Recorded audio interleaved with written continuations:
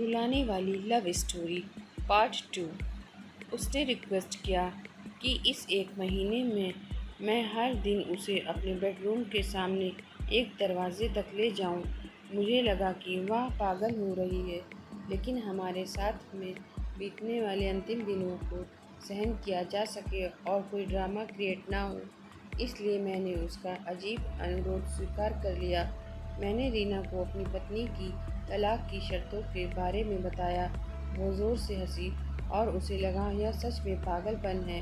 कोई फ़र्क नहीं पड़ता कि वहाँ कौन सी चालें चलती है, उसे तलाक का सामना करना ही पड़ेगा।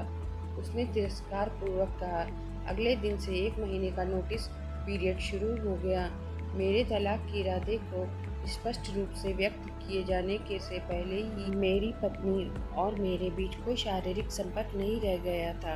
इसलिए जब मैंने उसे पहले दिन गोद में उठाया तो हम दोनों को अजीब लगा। हमारे बेटे ने हमारे पीछे ताली बजाई, डैडी ने मम्मी को गोद में ले लिया। उसके शब्दों ने मुझे एक दर्द भरी भावना जगाई। शयन कक्ष में बैठक कक्ष तक, फिर दरवाजे तक। मैं उसे गोद में लेकर 10 मीटर से अधिक चला। उसने आंखें बंद की और धीरे से कहा, हमारे बेटे को तलाक के बारे में मत बताना। मैंने सिर हिलाया, कुछ परेशानी महसूस कर रहा था। मैंने उसे दरवाजे के बाहर नीचे उतार दिया। वहाँ काम पर जाने के लिए बस की प्रतीक्षा करने लगी। मैं ऑफिस के लिए अकेला चला गया। दूसरे दिन हम दोनों ने काफ़ी आसानी से एक्टिंग कर ली। वह मेरे सीने पर झुक गई। मैं उसके ब्लाउज की खुशबू सूंघ सकता था। मुझे महसूस हुआ कि मैंने इस महिला को लंबे समय से ध्यान से देखा ही नहीं। मुझे एहसास हुआ अब वह जवान नहीं रही थी। उसके चेहरे पर कम सही लेकिन झुर्रियाँ आ गई थी। उसके बाल सफ़ेद हो रहे थे। हमारी शादी से उस पर बुरा असर पड़ा है। 1 मिनट के लिए मैंने सोचा कि मैंने उसके साथ क्या कर दिया।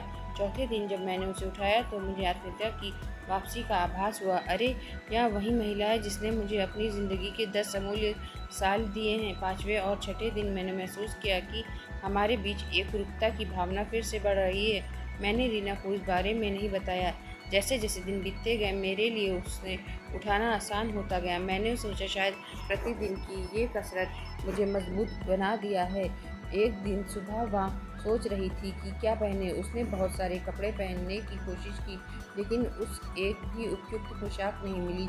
फिर उसने गहरी सांस ली। वो बोली, मेरे सभी कपड़े बड़े हो गए हैं। मुझे अचानक एहसास हुआ कि वह अब इतनी पतली हो गई है। मुझे अब समझ में आया कि असली वजह है जो मैं उसे इतनी आसानी से उठा पाता था। अचानक एक विचार ने मेरे अंदर से झकझोर दिया।